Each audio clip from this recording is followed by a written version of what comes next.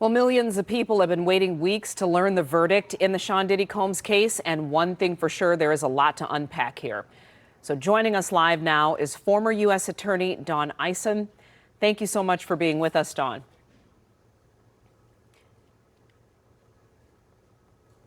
All right, so we'll get your audio going. Thank you but so I know much you for can having hear me. me, so I'll start my questioning. Why was Sean Combs convicted of the prostitution-related charges but cleared of the more serious sex trafficking and racketeering counts?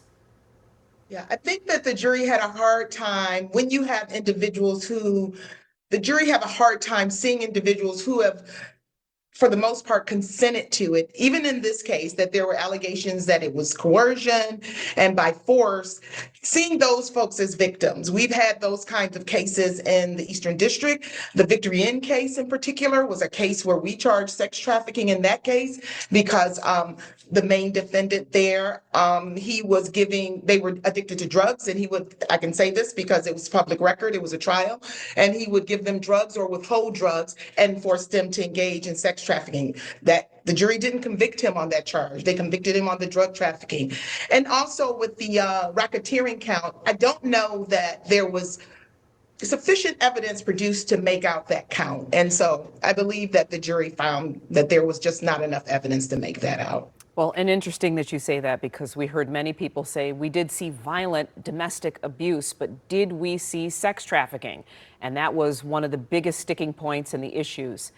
So with this guilty verdict, could this still send Combs to prison for years?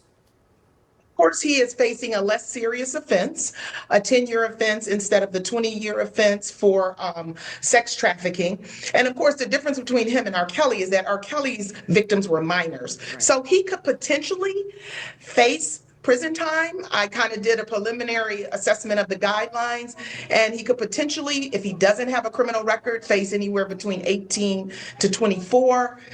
I don't believe he has a very serious criminal history, but if he had a little bit, even potentially 21 to 27, and that's in months. Now, of course, the guidelines, federal sentencing guidelines, are advisory. The court could go above them, below them. And I would add this too, that the guidelines were recently reformed such that the court cannot use conduct that he was charged with but acquitted to determine the sentence. That used to be something that the court could look at previously, but that is no longer. I heard somebody say that on a story today. That is not, the court cannot use that conduct in determining an appropriate sentence for Mr. Combs.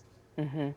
We did see his family in the courtroom, his mother, his kids at some point, so many messages being sent, by this case. And of course, with high profile celebrities, we see who get involved in situations. So what message do you feel like this comes across as? I believe that we have to be in the courtroom and hear the evidence ourselves.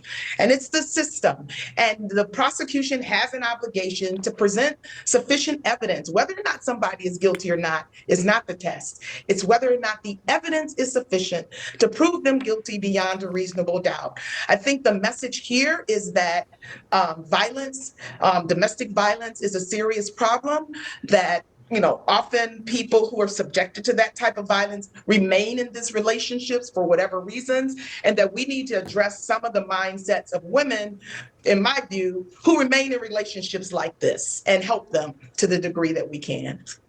Well, such an important point, Ms. Ison. We so appreciate your time, former U.S. Attorney.